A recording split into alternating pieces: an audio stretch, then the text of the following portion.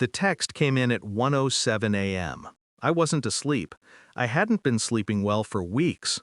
Her phone was on the nightstand beside me, screen lighting up the dark. It buzzed once, then silence. I saw the name, Daniel H., office director. I didn't want to look, but I did. She's occupied now. She'll call later. A simple sentence. A knife dipped in politeness. My heart didn't pound, it slowed. The way it does when you already know the truth, but someone finally hands you the proof. I stared at the screen, then typed, "No need. You can have her. We're done." I hit send, then placed the phone back where it was. 10 minutes later, headlights outside, footsteps pounding up the stairs, the front doorbell ringing like a fire alarm. They called us balanced. I worked in finance. She worked in marketing.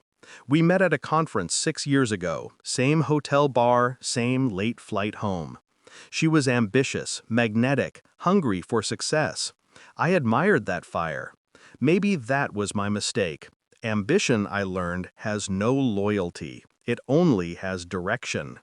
Her boss, Daniel, was the type who fed off admiration. The charm, the tailored suits, the fake empathy, it was a language my wife spoke fluently. I didn't suspect anything at first, but then came the late nights, the urgent client calls, the lipstick smudged off only halfway, the perfume that wasn't hers. Still, I said nothing. I watched. Because silence, in the right hands, is a weapon. It wasn't the text that betrayed her, it was her laughter. One night, on speakerphone. She thought I was in the other room. His voice was too casual for a boss. Her tone was too soft for a wife. When I stepped into the doorway, she froze. He hung up. And she smiled that guilty smile, small, nervous, rehearsed. I knew then.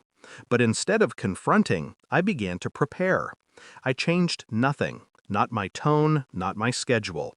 But every day I documented everything. Screenshots, emails, call logs, a hidden camera in her car, another in the home office.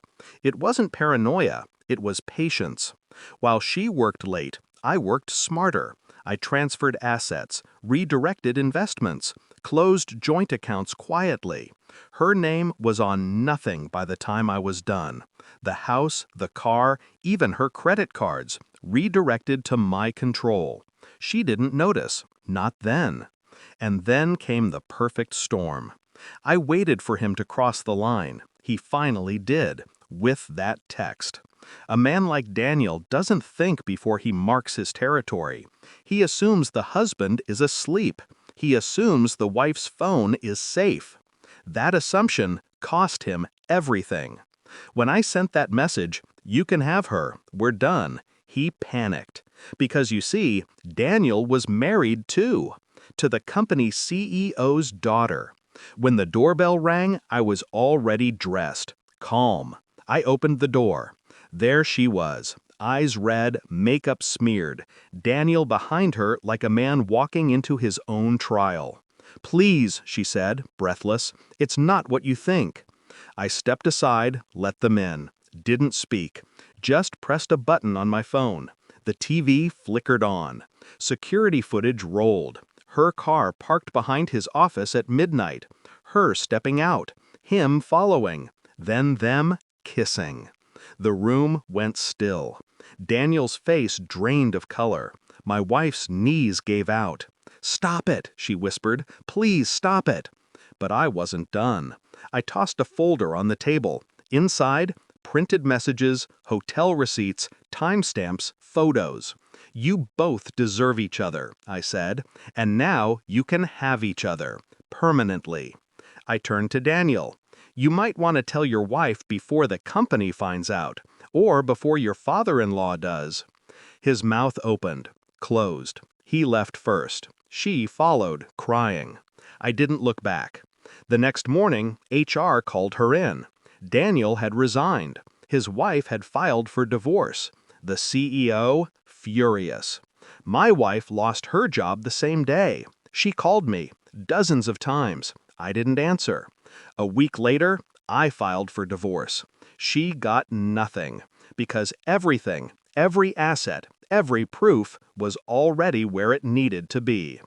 People say revenge doesn't heal you. Maybe they're right, but it does silence the noise.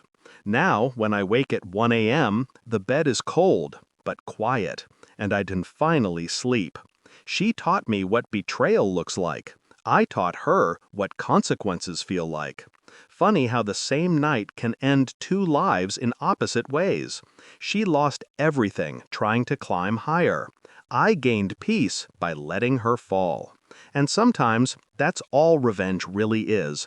Not fire, not rage, just quiet, calculated justice.